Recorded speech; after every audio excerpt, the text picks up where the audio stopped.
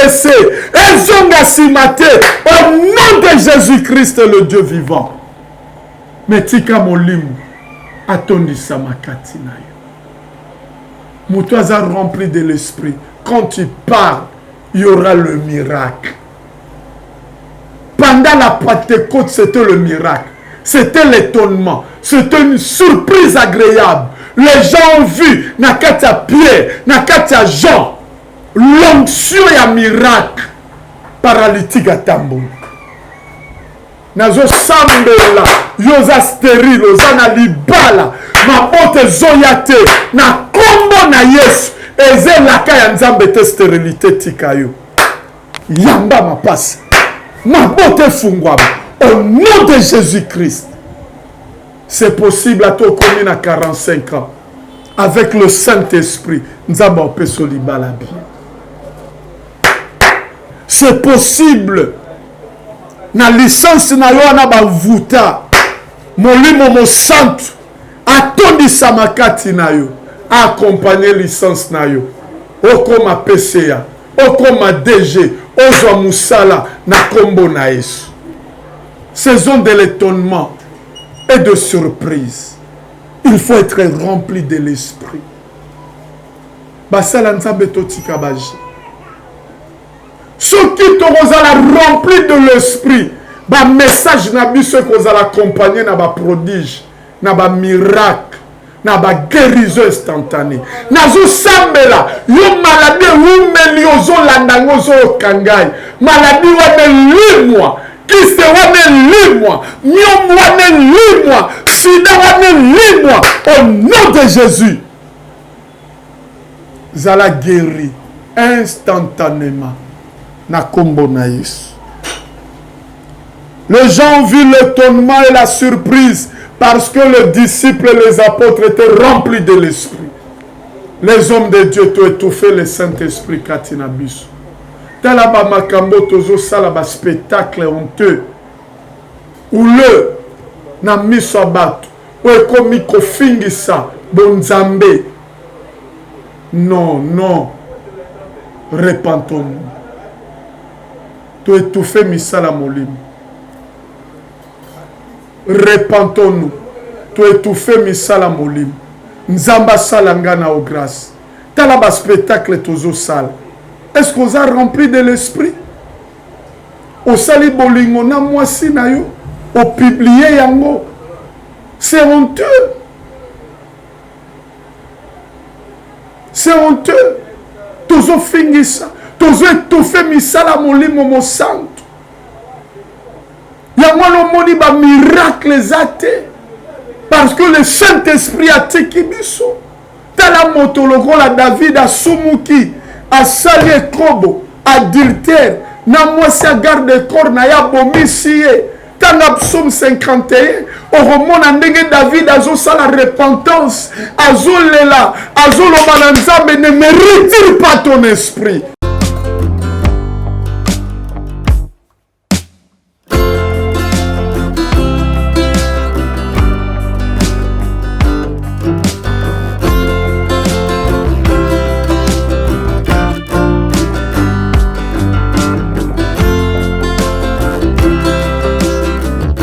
Shalom, shalom à vous les enfants de Dieu. C'est bien moi votre frère, le pasteur Israël Nash. Je vous salue au nom de Jésus. Je suis précisément à Kinshasa. Naza responsable à Ophelina. Jésus est mon papa. Naye liboso na bino pour nous représenter bino bana o bozomo na bilili pe ba difficulté tozanango. Na banaki musala o ça fait longtemps ya koboko la bana selon ainsi dit l'Éternel. Mais ba difficulté ezamingi, difficulté ya loyer parce que tozo foutela et puis difficulté au foot la bana minerval pour to chute au bandaki. To pesa qui avance mais tikali ndambo. Nazo banga ke bana oyo bakata classe bakoma nango na sukate. C'est pour cela Dieu m'a mis au cœur na lancer message oyo na batu nyonso ya motema malamu basunga bana oyo bozomona na bilili. Bana oyo bozomona na bilili ndambo na juna rond-point ngaba ndambo victoire ndambo limité et puis ndambo l'état pesingai pona bande kolanga nyonso ba congolais bobi ba réalité nini to passer nango na mboka soki nga simple individu nandimi kozwa bana o na bokola na ainsi dit l'Éternel soki l'état s'est décidé to mona suba fazer na zelate c'est difficile ya osala ngonga moko c'est pour ça na so lancer appel na bana nyonso nzambe pona classe ya bana oyo pona loyer na bango kolata pe kolia na bango na osenga na bato nyonso baza cœur sensible pe baza na motema kosunga ba sunga biso pe ba salisa biso toza na commune ya Kalamu quartier Kauka référence ya monene tokangami na université Kimbangiste avenue comme nango eza Marin numéro 16 numéro de téléphone na biso pona bato balingi ba contacter biso pona ba détail mosusu eza plus 243 89 72 32 229 nzamba pambola bato nyonso yo ba ko assister biso.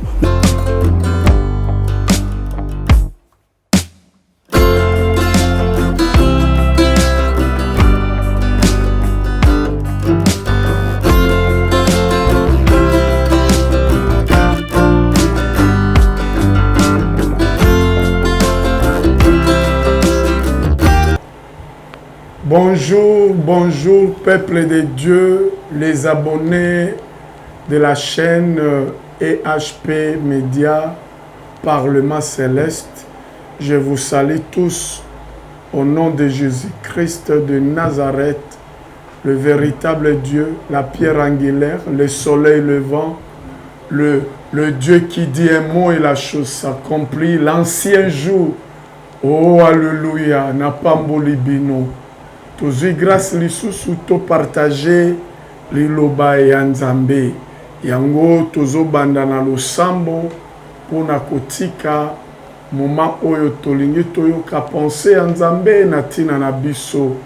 Seigneur na tombo libonzambe na yo à l'instant na sengi présence na yo ezala manifester na moment oyo ba ange no ba mataba kita ba exécuter pensée volonté na yo molimo mo santo sionné accompagné parole oyo na salut pe na louange na ba ndeko nyonso oyo bakotala biso bakolanda biso bazala touché interpellé pe bamona grandeur na yo. Qui suis-je kokisa ngai bulisa petola latangai utiliser ngai po pambola peuple na yo na kombo na Yesu ya yote ya incompréhension ya incrédulité endurcissement du cœur oh désenvoûtement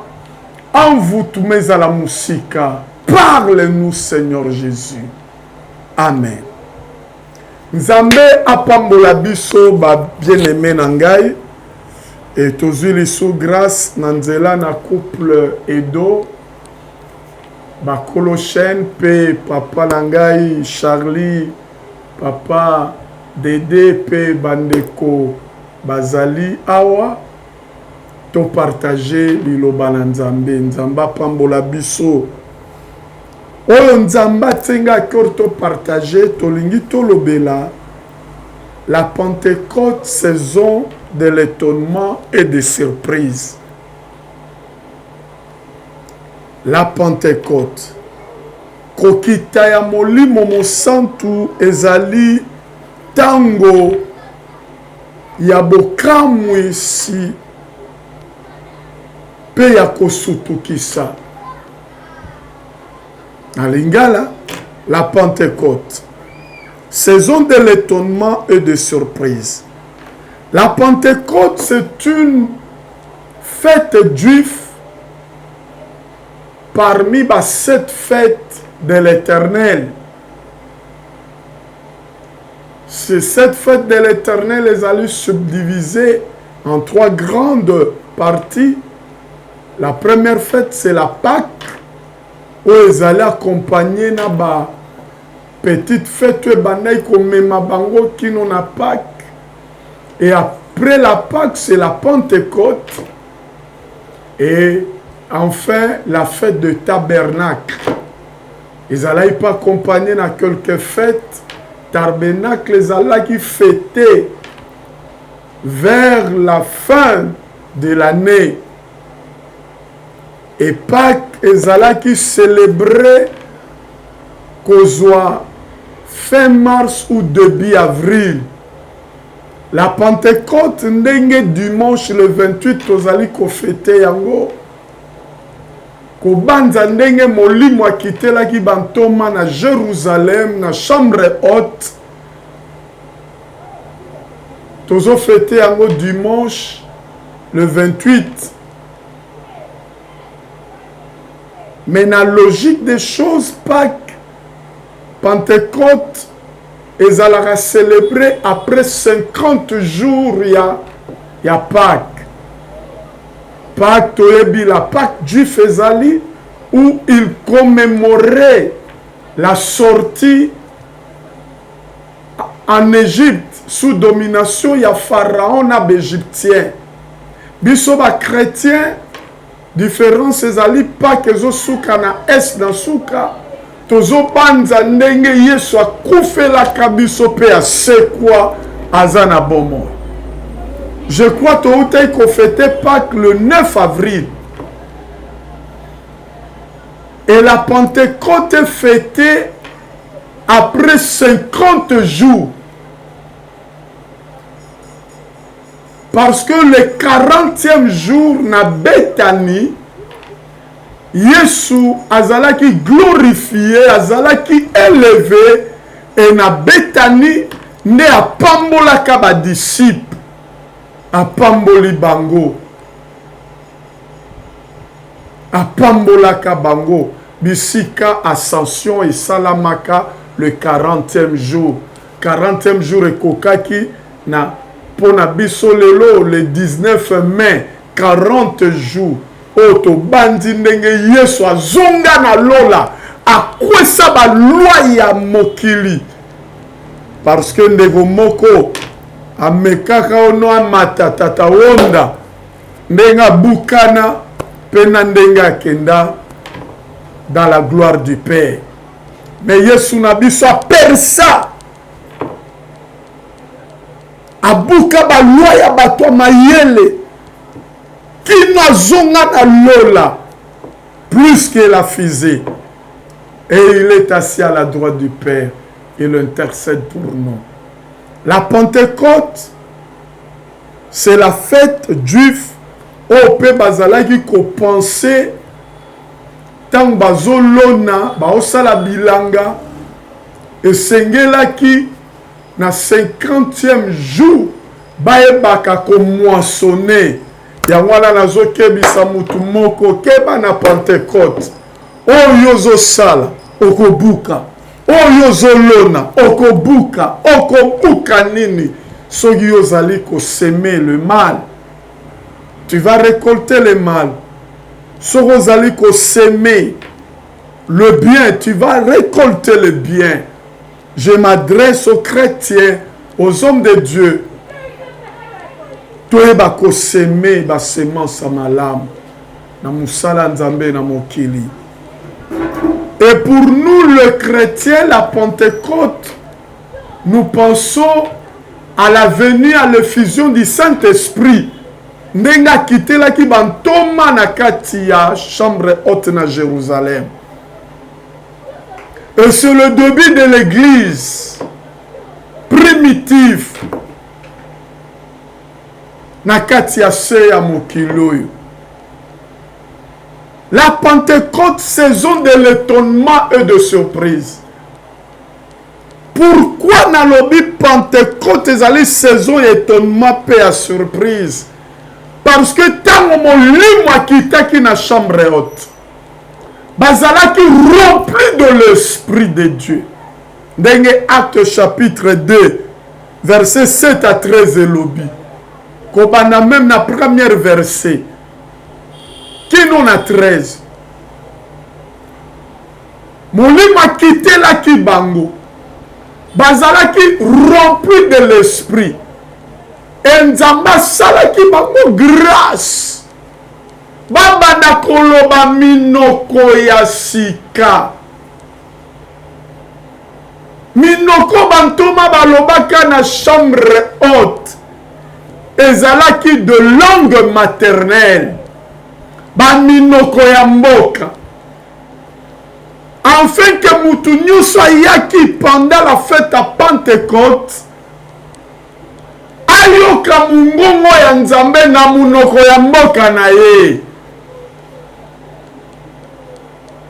Na munoko ya mboka na ye. Nazo appuyango na Actes des Apôtres chapitre 2 le verset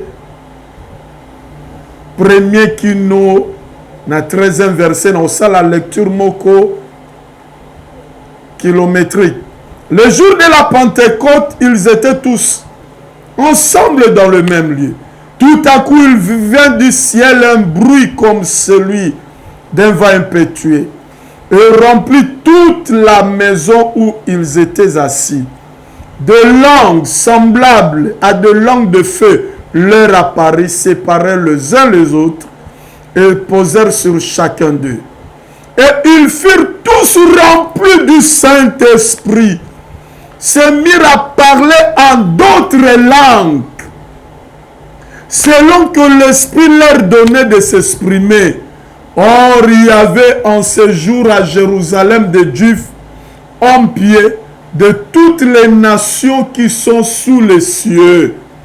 Au bruit qui eut lieu, la multitude accourut.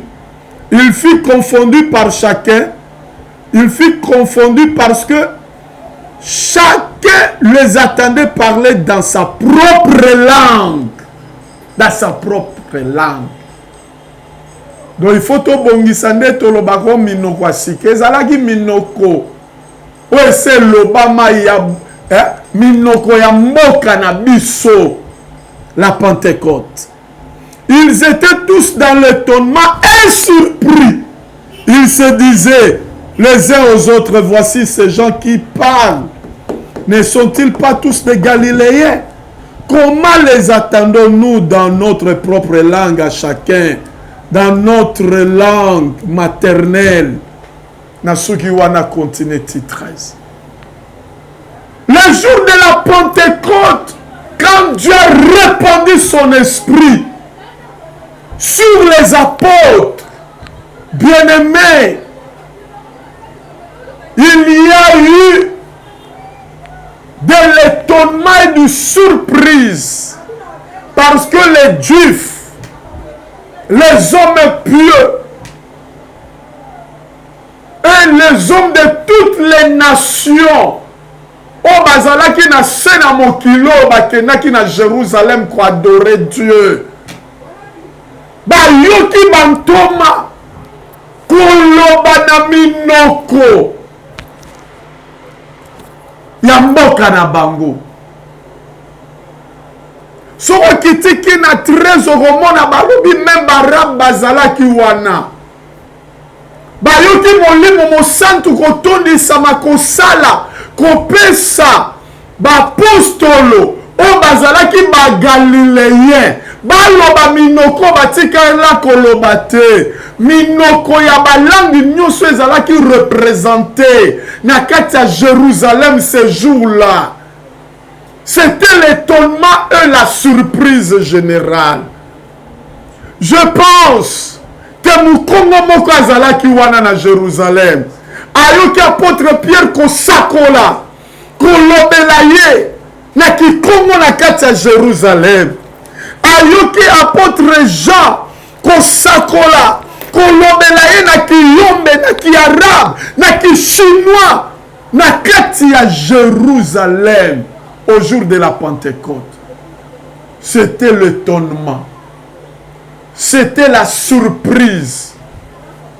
Yangwana na tetem nanga la Pentecôte, c'est la saison de l'étonnement et de surprise. Nazo sambela molimo mosantu simba yo, alata yo, otondisa molangwa na molimo na Nzambe, omone étonnement na vie na yo. Anu esi la te Nzambe étonné yo na makambo akosalela yo. Anu esi la to mona surprise agréable.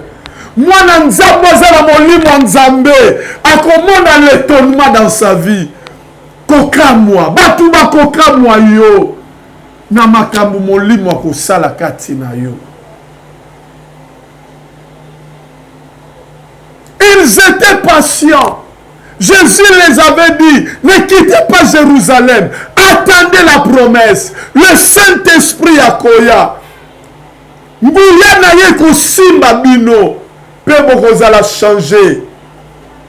Boko témoigner. Que naza nzambe étonnement pe ya ba surprise. Le Dieu que nous prions, aza nzambe étonnement. Aza nzambe ya ba surprise. Ya ma bête, mais ya ma lame. Salamaki na Pentecôte. Avant la Pentecôte, ils étaient tous unis dans la chambre haute. Avant que le Saint-Esprit acquitta, ils étaient tous unis. Mouya nzambe zo salate. Tozo vivre molimo na nzambe comme ma biso na saison étonnement te. Na saison ya ba surprise agréable te. Parce que toza unité. Église au Congo, toza unité. Basali na nzambe toza unité. Tolobelaka peuple ya nzambe bisika division ezali nzamba zate. À ce que l'église a révélé au Congo, comme il y a des divisions, comme il y a le course au pourvoir, c'est que Dieu n'est plus dans l'église de réveil. Je vous dis avec pleurs, douleur dans les cœurs. Pourquoi la division? Nzamba sala kabisika unité zali. L'Esprit de Dieu sala kabisika unité zali. Tu étouffes le Saint-Esprit. Tu éteignes moto ya molimo mo santu kati na biso. Tu oses vivre la Pentecôte comme il faut. Parce que toza divisé. Nzambu moko matinga. Bokabwane kota ki na lingomba. Poto zanga ki. Bolingo pe komikitisa. Yawe tinda nguya na yo. Tinda nguya molimo na yo. Na basali na yo. Na bana na yo n'église au Congo. Tozo kabwana pona nini. Bisika division. Moi eto mona. Misala Pentecôte ezati. Moi eto mona. Étonnement ba surprise ezati. Agréable. Tokomi komona ba surprise désagréable. Les étonnements. Pasteur akufi batele poison. Tokomi kokamwa na ndenga mabe. Ole tokamwa po muninga matia tombwami. To soutenir ye. Mais tozo tsana ba poison. Tozo kabwana. To memi église lokola wenge. Tozo panzana lokola ba orchestre mokili. Tozo panzana lokola ba parti politique a mokili. La Pentecôte. Saison de l'étonnement et de surprise. Nous verrons l'étonnement et la surprise des œuvres du Saint-Esprit quand nous serons unis. Quand nous serons unis. Quand nous serons unis. La Bible me dit, ils étaient tous ensemble dans le même lieu. Ils étaient tous ensemble. C'est pour cela l'Esprit a quitté na Pentecôte. Et molimo tango a quitté la kibango et batu ya libanda ba monaki ba yoka konan ba yokate na munoko ya ba apôtre. Ba yoka ki ba apôtre ko sakola ko parler des langues maternelles. Yaya esko so zwata ozokumisa nzambe na munoko mboka na yo. So zwata so ina lobi na pes exemple à baluba. Oh, que Dieu leur bénisse. Ils savent adorer Dieu dans leur langue maternelle. Je sais aussi yope oebi kokumisa nzambe na yo na munoko na yo. Ebele, ton négligé langue maternelle. Ebele, tozo lagisa bana na biso munoko mboka te. Mais tala makambo salamaki na Jérusalem. Les apôtres ont parlé de langue maternelle. Oh, il y a bangote, il y a juif. Mais ba parler langue maternelle. Il y a ba paya nyoso bazalaki na Jérusalem pour la adorer Seigneur. Parce qu'ils étaient unis. Avant la Pentecôte, ils étaient unis. Avant la Pentecôte, ils ont respecté la notion du temps. La notion du temps. Parce que Jésus leur avait dit, Bo sangana, nazotinde la bino molimo, mo santo. Nazotinde la bino molimo na ngai. Oh, la prophétie de la venue de l'Esprit. Et sakolama. Mais le timing, ezalaki à 50 jours. Ezalaki à 50 jours. Il fallait bas à la patience, persévérer. La notion du temps est liée à la persévérance, est liée à la patience, à ce que Dieu t'a dit. À ce que Dieu t'a dit. Toujours mon miracle était. Parce que toujours tika molimo mo santo sale la bisote. Toujours mon étonnement, toujours mon surprise agréable était parce que tu as pressé. Pressé na vie. Pressé bayo. Pressé. Pressé bomaka. Ba disciple bazala y pressé. Pour vivre l'étonnement, ba langue maternelle, il y a des étrangers, yaki na Jérusalem, ils étaient patients, persévérants. Na Jérusalem, na chambre haute, avec des femmes, avec 120 personnes, ils persévéraient. Molimo kitaki, bazalaki rempli de l'esprit. Et Saint-Esprit appelle si mutu na mutu. Langue, yako parler, yako sakola, natina batuba yoka ba merveille ensemble. Et tant que loin de l'Éternel nazo sakola, Pentecôte est à la saison étonnement, pe ya ba surprise na vie na yo. Nzamba sale la yo makambo ko étonner vie na yo, pe ko tonner entourage na yo, même famille na yo. Les gens ont vu l'étonnement et la surprise parce que les disciples bazalaki remplis de l'Esprit de Dieu. Ils étaient remplis de l'Esprit de Dieu. Ils étaient remplis de l'Esprit de Dieu. Tout le monde a miracle était. Tout le monde a bétonnement, ma surprise agréable était dans ma vie, nabiso. Parce que tu comme il le la moutou kwezangi monteur. Or, vie à mon salanzam, vie à moi nanzam. C'est le Saint-Esprit. Et le Saint-Esprit, aux yeux, tant que yambi Jésus, Seigneur et Sauveur, dimension à cause à la remplie de l'Esprit. Et c'est un sacrifice. N'engue ba disciple bazalaki. Il persévérait dans la prière. Et prière ne salaki molimo. Atoni samakati na bango. Est-ce que mon frère et ma soeur, on a rempli de l'esprit? Nous tous a rempli du Saint-Esprit. A comment on a un miracle dans la vie naïe. Nous tous a rempli de l'esprit. A quoi ça la makambo qu'on est que l'attendement spirituel naïe. Étonnement, c'est une surprise mêlée d'admiration. Surprise, c'est ce qui est inattendu. Se retourner sami na molimo mo santo. Oyo banza kite. Nzamba lo la rosale la yo am. A rosale lo ya. Yango no moni pendant la Pentecôte, saison de l'étonnement et de surprise. Na chapitre 3, Pierre ayebisi mokaka taniwana na porte ya temple. Alors je n'ai ni or ni argent. Mais ce que j'ai, je te le donne. Au nom de Jésus, lève-toi et marche. paralytique atelemi atambola. Nazo sakola natina moto oyo makambo ya vi na yo ezotambola te. Sasa yipi kaka ndenge ozolanda ngai.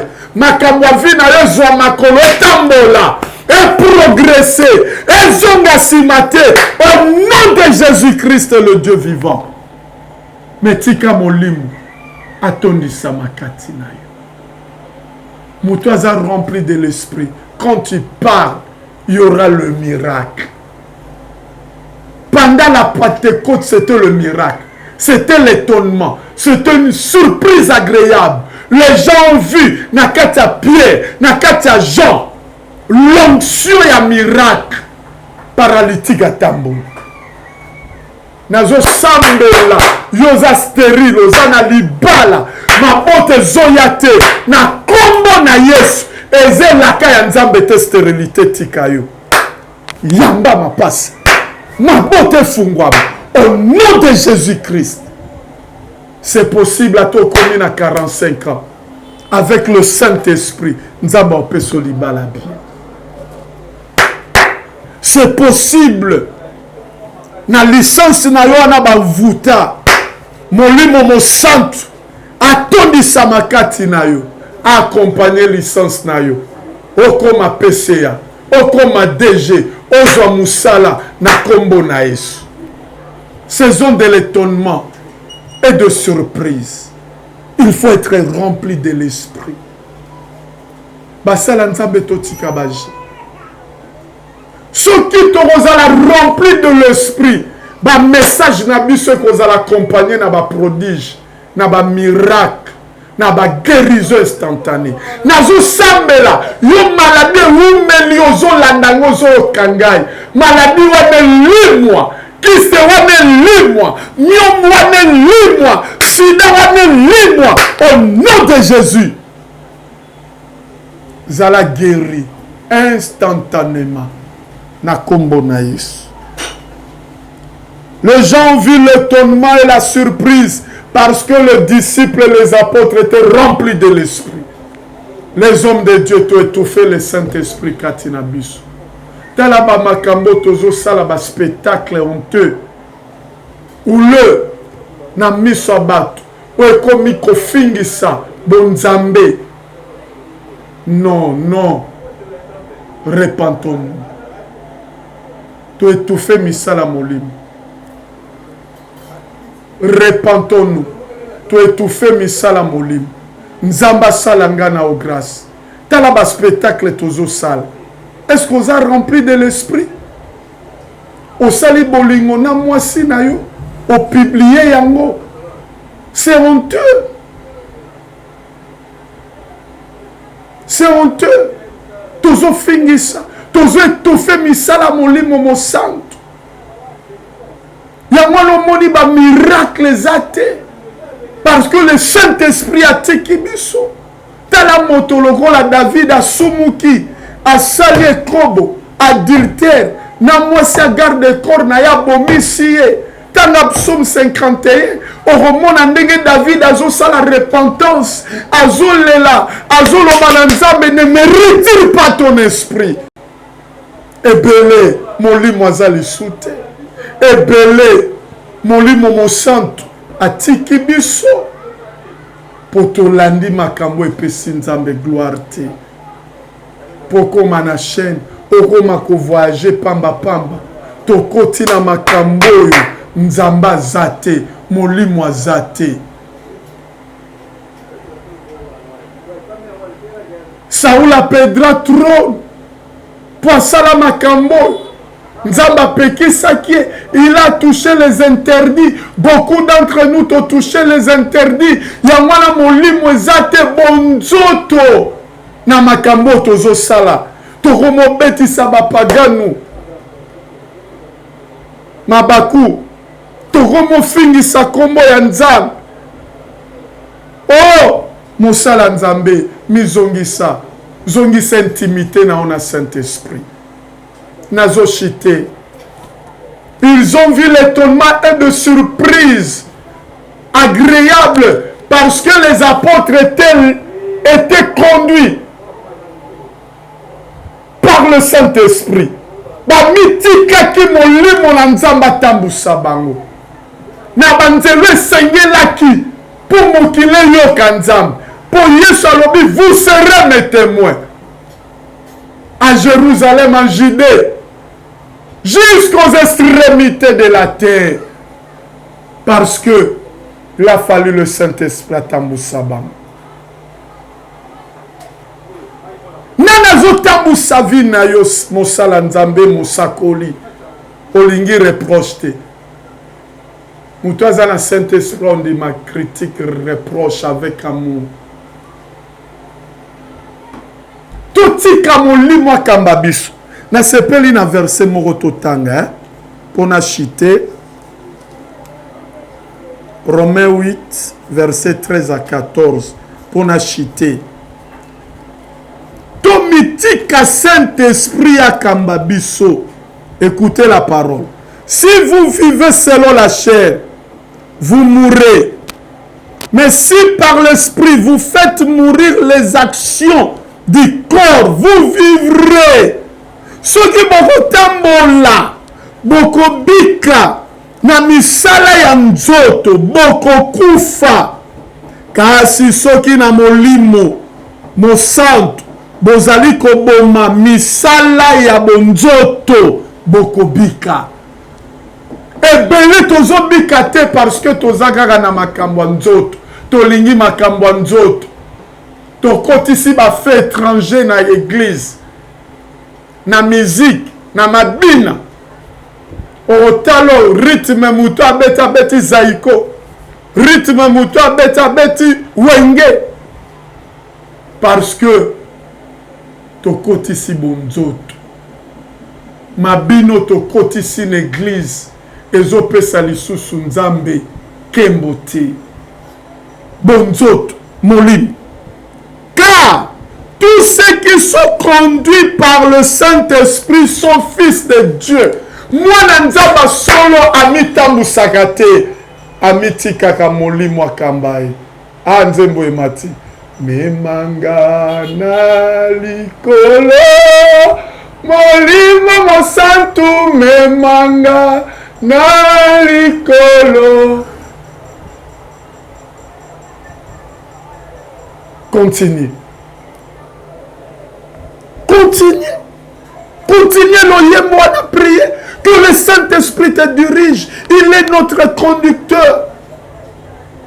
Chauffeur yavina yoza loko la voiture. Chauffeur na c'est le Saint-Esprit. Na bonzambe bami tambu sakate.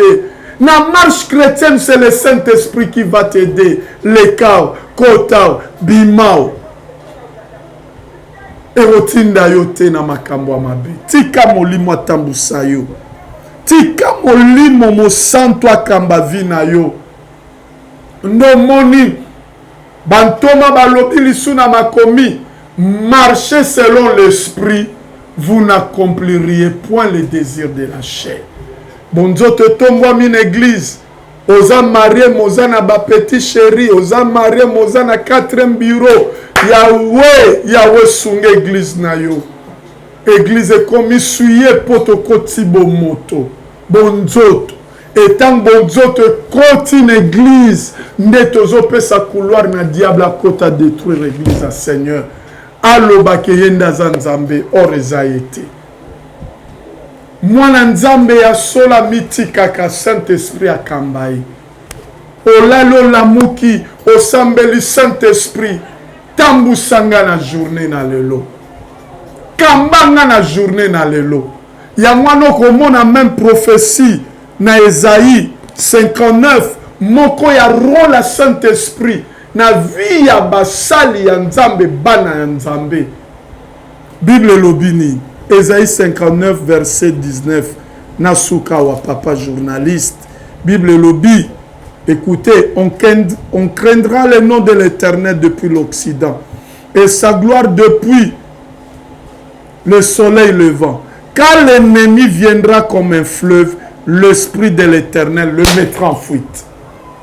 Ce qui molimo mo santo akambio ata satana ye na forme nyoso molimo mo santo akobundela yo Et sora satana ko prakatambam. Le Saint-Esprit. Atondisa makati na yo. Le Saint-Esprit atambu sa vie na yo. Que Dieu te bénisse. Que Dieu te bénisse, papa, maman, couple d'eau. Que Dieu vous bénisse. Toyeb avant la Pentecôte notion ya temps. Promesse nzamba apesa yo apesa ngai ekokisama. Yesu apesa yi bango promesse alobi bozala na Jérusalem. Na otinde la bino nguya. Na otinde la bino nguya.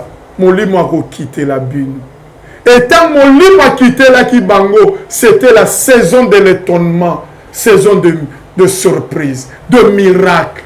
Pierre Sambeli pour na paralytique, na chapitre 3, paralytique à Tamboli. Parce qu'ils étaient remplis de l'esprit. Tout ka Saint-Esprit à Kambabiso. Pourquoi Saint-Esprit à Kambabiso mokile zamabe, mokile baby? Nous sommes menacés, mais avec le Saint-Esprit, le diable ne saura pas nous vaincre. Au nom de Jésus, Napamboli Bino. Amen.